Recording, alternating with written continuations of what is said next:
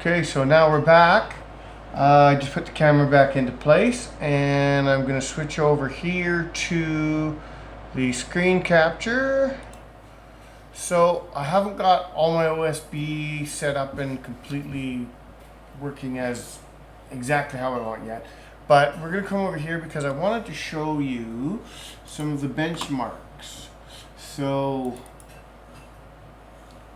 still got photos. So you can see here, this is the Ryzen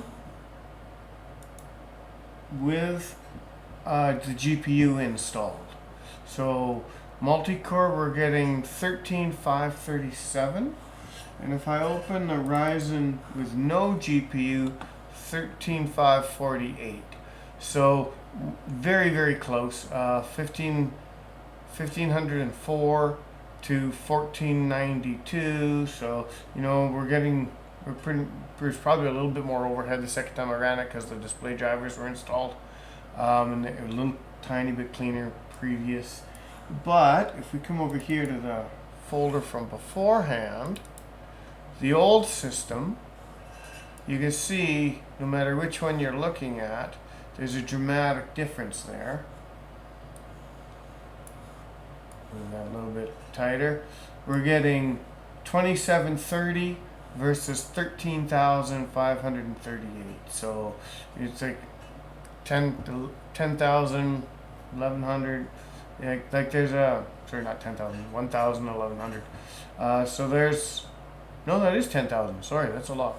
So there's a lot of performance difference. And even on the single core, it's double the performance. Now keep in mind that I was moving up from a 6th gen Intel i5, right? 6500 CPU, moving up to an 8-core, 16-thread last gen Ryzen, right? A Ryzen 7 5700G. So there's a significant difference in the power there. But I'm also just going to show you the Geekbench just because.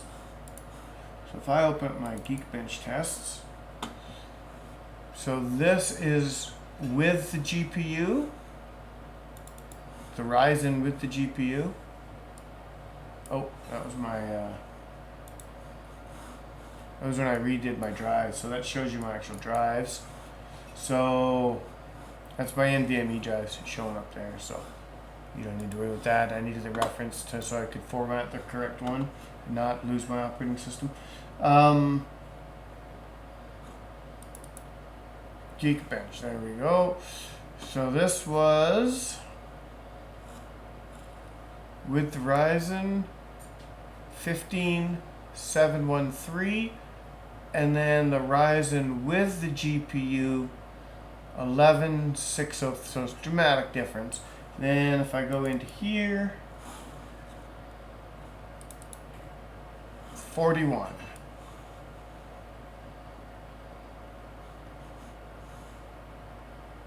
So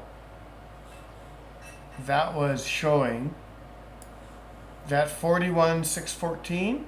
That was the NVIDIA 1650 GPU, and this 15713 was the integrated controller in the Ryzen 7 chip, the G in it.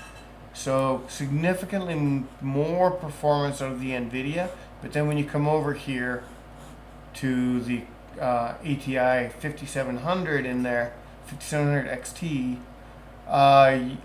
6700 XT, you have 116,035 compared to 41. So dramatic. So that's double, closing in on triple. So that's like that's a lot more horsepower than that.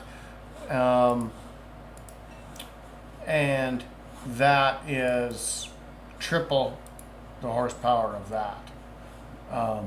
So anyone wanting to know how good the GPU processing power is in an integrated Ryzen chip, it's functional, but even a 1650 outperforms it. And of course, a dedicated modern graphic card like the ATI 6700 XT just blew the doors off of it. So anyway, that's all I wanted to show you, just what the new system's capable of. Should be able to do some significantly better rendering, a little better time in hit film, speeding that up, a little more stability in the various game engines I'm working on. But most importantly, and the reason I did this whole update in the first place, was that when I get into Unreal Engine editing, I should have some serious performance. So that'll take us to the end of this video, and I hope to see you in the next one, which should be game dev.